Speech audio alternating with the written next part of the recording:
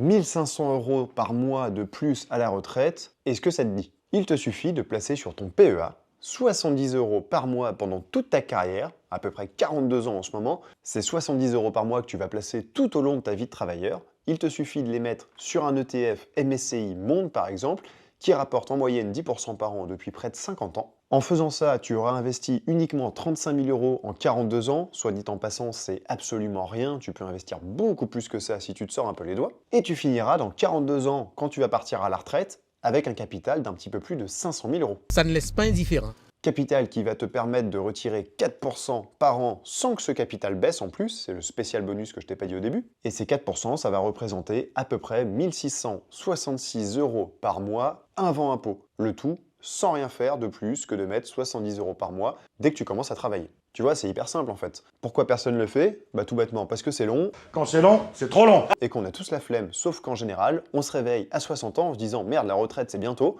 et j'ai rien fait.